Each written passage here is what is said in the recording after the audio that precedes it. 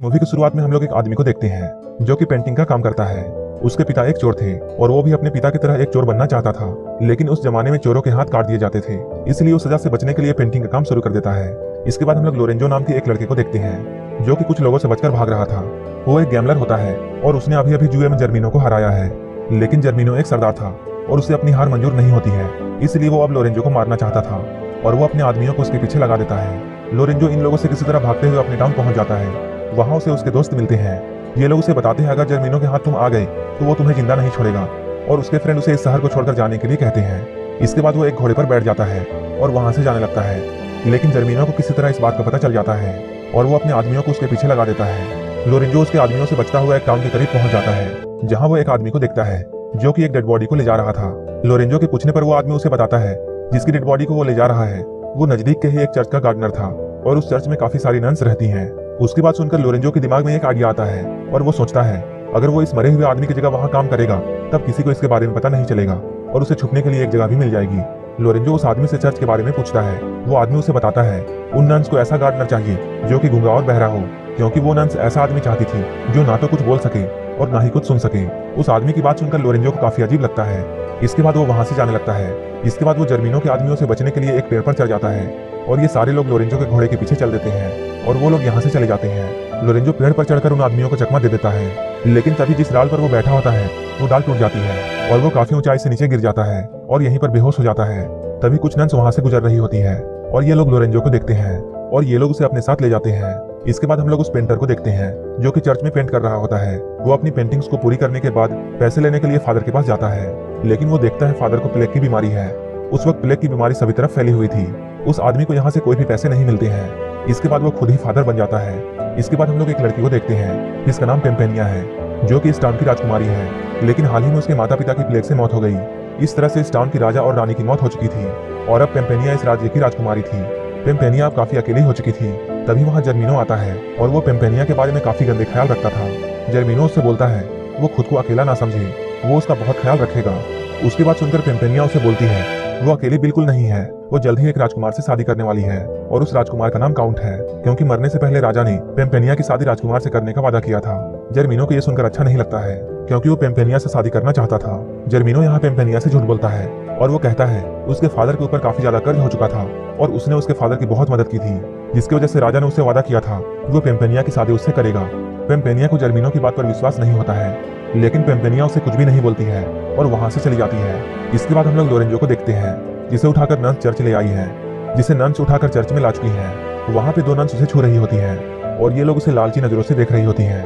ये लोग लोरेंजो को छूने लगती हैं और जगह जगह पे किस करने लगती हैं। लोरेंजो भी अब होश में आ चुका था, लेकिन वो फिर भी चुपचाप लेटा हुआ था और वो चुपचाप मजे ले रहा था। ये दोनों लोरेंजो के साथ मस्ती कर ही रही होती हैं। तभी इनकी मदर वहाँ आ जाती है। वो इन लोगों से लोरेंजो के बारे में पूछती है। वो मदर को ये बताती है उन्हें ऐसा लगता है जैसे ये लड़का गूंगा और बहरा है।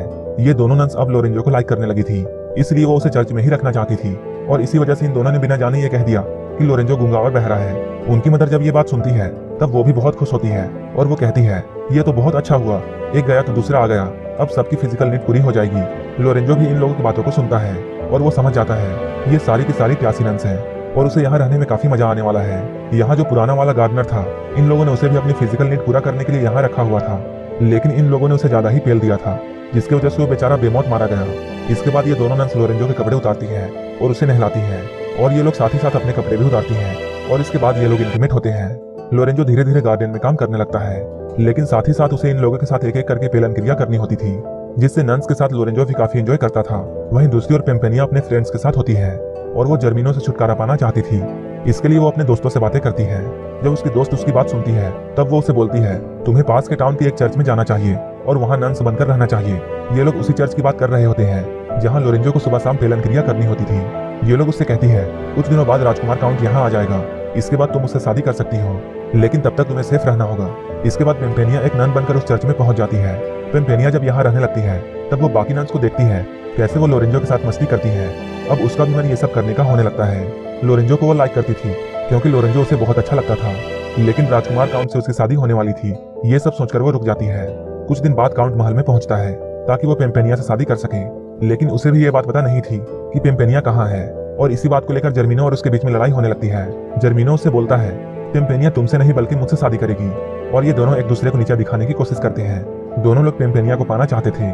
इसके बाद काउंट महल से बाहर आता है। बाहर आने पर उसे एक आदमी से ये बात पता चलती है कि पेम्पेनिया पास के टाउन के चर्च में गई है और वहीं नन बनकर छिपी हुई है। इसके बाद काउंट जल्दी से चर्च की तरफ चल देता है। इधर हम लोग चर्च में देखते हैं तीनों नन्स लोरेंजो को अच्छी तरह नहलाती हैं, क्योंकि आज रात इन लोगों के मदर की बारी थी कि वो लोरेंजो के साथ मजे करें। लोरेंजो को यहाँ अच्छी तरह से नहलाया जाता है। इसके बाद लोरेंजो को नन्स के मदर के पास भेज दिया जाता है, जहाँ वो लोरेंजो के साथ भरपूर आनंद उठाती है। लेकिन पेम्पेनिया को ये सब अच्छा नहीं लगता है, क्योंकि वो मन ही मन में लोरेंजो को लाइक करने लगी थी। अगले दिन जब पेम्पेनिया गार्डन में जाती है तब वो लोरेंजो को गाना गाते हुए सुनती है और उसे गाता देख वो बहुत खुश होती है, क्योंकि वो जिस आदमी को चाहती थी वो गूंगा और बहरा नहीं है। इसके बाद वो लोरेंजो के पास जाती है और उसकी आंखों में पट्टी बांध देती है। लोरेंजो को ये सब काफी अजीब लगता है और ये सब उसे काफी अच्छा भी लगता है। वो सोचता है ये नन तो बहुत कमाल की है, क्योंकि ये अलग तरीके से इंटीमेट होना चाहती है। लेकिन पेम्पेनिया उसे सिर्फ किस करती है और वो उससे बोलती है वो उसके साथ इंटीमेट तो होगी, लेकिन शादी के बाद, क्योंकि वो उससे प्यार करती है। लोरेंजो जब पेम्पेनिया की इन बातों को सुनता है तब उसे बहुत अच्छा लगता है और वो सोचता है यहाँ कोई तो है जो उससे प्यार करता है, वरना सब यहाँ अपनी पेलन क्रिया पूरी करना चाहते हैं। इसके बाद अगले दिन पेम्पेनिया नन्स की मदर के पास जाती है और उन्हें लोरेंजो के बारे में पूरी सच्चाई बता देती है। वो कहती है लोरेंजो गूंगा और बहरा नहीं है, वो बस गूंगा और बहरा होने का नाटक करता है ताकि वो हम लोगों के मजे ले सके, क्योंकि उसने गार्डन में लोरेंजो को गाना गाते हुए देखा था। ये सुनकर नन्स की मदर बहुत गुस्सा होती है और वो लोरेंजो को चर्च से बाहर निकाल देती है। इसके बाद पेम्पेनिया भी चर्च को छोड़ देती है और वो अपने महल की तरफ वापस जाने लगती है। यहीं पे लोरेंजो उससे बोलता है वो उसे भी अपने साथ ले जाए, क्योंकि उसका अपना घर नहीं है। पेम्पेनिया उसकी बात सुनकर खुश हो जाती है, क्योंकि पेम्पेनिया भी यही चाहती थी कि लोरेंजो उसके साथ साथ जाए, और वो लोरेंजो को अपने साथ ले जाती है। इसके बाद हम लोग राजकुमार काउंट को देखते हैं, जो कि चर्च की तरफ आ रहा होता है। वहाँ वो नहाती हुई एक नन को देखता है और वो नन उसे सेड्यूस करती है और उससे बोलती है तुम मुझे काफी अच्छे लगे हो, और वो उसके साथ इंटीमेट होना चाहती है। काउंट उससे बोलता है मेरी शादी पेम्पेनिया से होने वाली है और वो ये सब पेम्पेनिया के साथ करेगा। ये बात सुनकर वो नन झूठ बोलती है और वो कहती है वही पेम्पेनिया है, और वो काउंट से कहती है तुम मेरे लिए ही यहाँ आए हो। काउंट उसकी बात सुनकर बहुत खुश होता है। इसके बाद ये दोनों यहीं पर इंटीमेट होते हैं। वहीं दूसरी ओर हम लोग पेम्पेनिया और लोरेंजो को देखते हैं, जो कि अपने टाउन में पहुंच चुके हैं। तभी जर्मिनो वहां आता है। पेम्पेनिया उससे बोलती है वो उससे शादी करना नहीं चाहती है, इसलिए तुम मेरी जिंदगी से चले जाओ। लोरेंजो जब ये देखता है तब वो बहुत गुस्सा होता है और वो सोचता है जर्मिनो एक लड़की के साथ ऐसा नहीं कर सकता है, और वो जर्मिनो से राजकुमारी का पीछा छोड़ने के लिए कहता है। इसके बाद इन दोनों की यहीं पर लड़ाई होने लगती है। इसके बाद जब जर्मिनो उसे मारने वाला होता है तब पेम्पेनिया उससे बोलती है ठीक है मैं तुमसे शादी करने के लिए तैयार हूँ, लेकिन तुम उसे जान से मत मारो और इसे छोड़ दो। इसके बाद जर्मिनो लोरेंजो को एक जेल में बंद करवा देता है। पेम्पेनिया उससे फिर से बोलती है कि वो लोरेंजो को आजाद कर दे, तब वो उससे शादी करेगी। ये सुनकर जर्मिनो को शुरू में गुस्सा आता है, लेकिन वो पेम्पेनिया से शादी करना चाहता था, इसलिए वो लोरेंजो को छोड़ देता है। इसके बाद लोरेंजो उस टाउन से जाने लगता है, लेकिन जाते हुए अचानक उसे ये ख्याल आता है इस तरह वो उस लड़की को नहीं छोड़ सकता है जिसने उसकी जान बचाई है। इसके बाद वो उसी टाउन की तरफ फिर से वापस जाने लगता है। वहीं हम लोग काउंट को देखते हैं, वो भी अभी शहर में आ चुका है और वो चर्च पहुंच जाता है, जहां जर्मिनो चर्च में पेम्पेनिया से शादी करने वाला होता है। वहीं पर लोरेंजो भी आता है और वो काउंट के साथ मिलकर जर्मिनो के आदमियों से लड़ने लगता है, और ये दोनों मिलकर जर्मिनो और उसके आदमियों को हरा देते हैं। इसके बाद पेम्पेनिया काउंट के पास आती है और वो उससे बोलती है वो उससे शादी नहीं कर सकती है। ये सुनकर काउंट को कुछ भी समझ में नहीं आता है और वो सोचता है कुछ ही देर पहले पेम्पेनिया ने उसे शादी का वादा किया था, लेकिन अब वो ऐसा क्यों बोल रही है। इसके बाद पेम्पेनिया अपना चेहरा दिखाती है।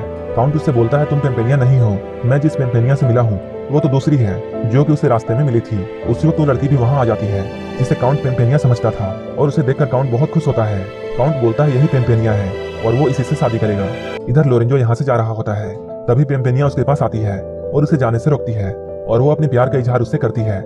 लेकिन लोरेंजो उससे बोलता है मैं तुमसे प्यार नहीं करता हूँ, बल्कि एक नन से करता हूँ जो कि पास के चर्च में रहती है, और वो मुझसे शादी करना चाहती है और मैं उसी से शादी करने वाला हूँ, और उस लड़की ने उसे किस भी किया था।